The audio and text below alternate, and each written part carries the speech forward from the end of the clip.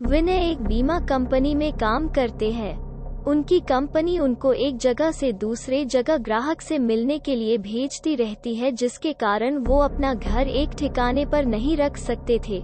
इस बार उनको नेपाल के छोटे से पहाड़ी इलाके में जाना था, करीब 1 महीनों के लिए।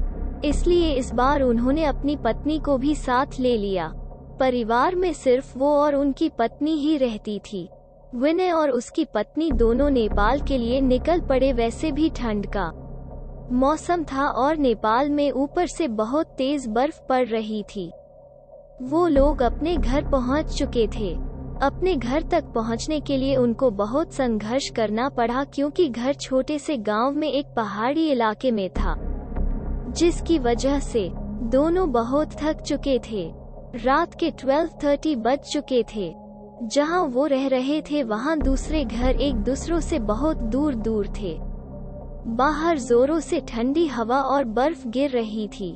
दोनों अपने रजाई में दुबक कर आराम ही कर रहे थे कि अचानक उनको लगा कि किसी ने उनके घर का दरवाजा खटखटाया है।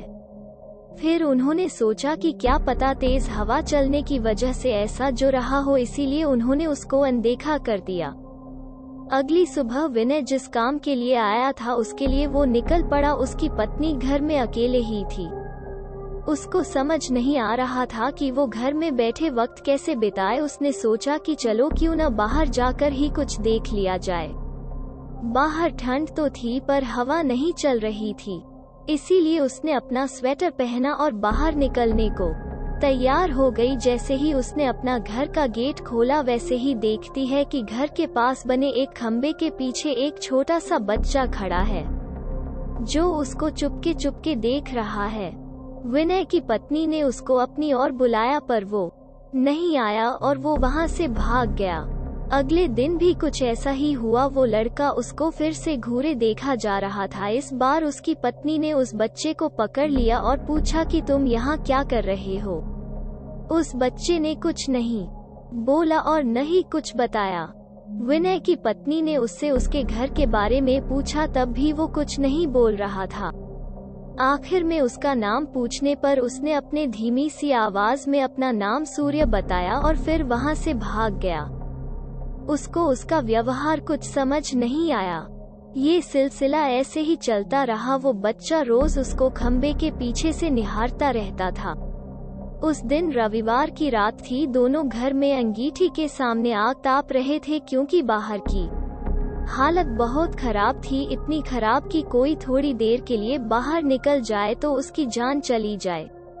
अचानक दरवाजा किसी ने खटखटाया। उन दोनों को फिर से लगा कि शायद हवा की वजह से ऐसा हो रहा हो। तभी फिर से किसी ने दरवाजा खटखटाया। इस बार खटखटाने की आवाज साफ आ रही थी। ये आवाज सुनकर दोनों डर गए, क्योंकि इतनी रात को वो भी जान ले लेने वाली ठंड में आखिर कौन हो सकता है। दोनों केवल एक दूसरे का मुंह देख रहे थे। अचानक दरवाजे के बाहर से धीरे धीरे रोने की आवाज आने लगी। तभी विनय ने जोर से आवाज में बोला, कौन है बाहर। कुछ देर तक आवाज तो नहीं आई, पर बाद में एक धीमी सी आवाज आई, दरवाजा खोलो, कृपया करके दरवाजा खोलो, बहुत ठंड है। ये आवाज किसी छोटे से बच्चे की थी।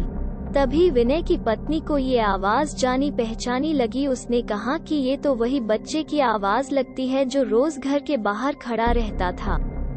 विनय की पत्नी ने कहा कि हमें उसे अंदर लाना चाहिए। वो भागते हुए अभी दरवाजे के पास जा ही रही थी कि अचानक उनके घर के फोन की घंटी बाजी। फोन एक पड़ोस में रहने वाली औरत का था, जिससे आज ही विनय की पत्नी मिलकर आई थी। विनय की पत्नी ने फोन उठाया। वहां से उस औरत की आवाज आई, हेलो जी, मैं आपको बताना भूल गई थी कि अगर आपके घर के बाहर कोई भी दरवाजा खटखटाए तो उसको मत खोलना। विनय की पत्नी ने कहा कि अभी मेरे घर के बाहर एक बच्चे की आवाज आ रही है जो दरवाजा खोलने को कह रहा है। तभी उस औरत ने कहा कि नहीं, आप बिल्कुल मत खोलना, वो असल में एक आत्मा है।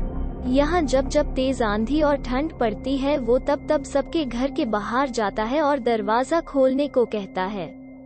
वो ठंड का बहाना बनाता है और दरवाजा खुलवाने की कोशिश करता है। अगर कोई गलती से भी दरवाजा खोल देता है तो वो अगले दिन बर्फ में दबा हुआ मिलता है। ये सुनते ही जैसे उनके पैरों से जमीन ही खिसक गई।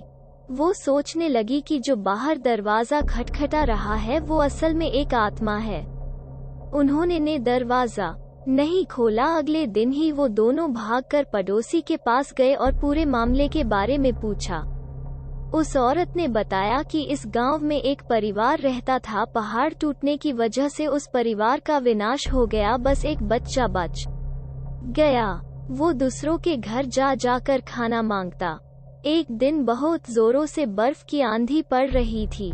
वो दूसरों के घर के बाहर दरवाजा खटखटा कर घर के अंदर आने को गुहार लगा रहा था, पर किसी ने भी उसकी गुहार नहीं सुनी। ठंड की वजह से सब अपने घरों में दुबके हुए थे। कल सुबह होने पर उस बच्चे की लाश बर्फ में अकड़ी हुई मिली। आज भी कभी भी जोरों से बर्फ की आंधी आती है तो उसकी आत्मा सबके घर के पास आती है और गुहार लगाती है। ये सब सुनकर दोनों हैरान रह गए, लेकिन वो वहाँ 1 महीने जब तक रहे तब तक 3 to 4 बार उनके साथ ऐसा ही हुआ। लेकिन विनय का काम खत्म हो जाने पर वो वहाँ से चले गए। पर विनय की पत्नी में दिमाग में एक रहस्य हमेशा बना रहा कि उस घटना के बाद जो बच्चा उसे रोज घर के बाहर दिखता था वो कभी नहीं दिखा।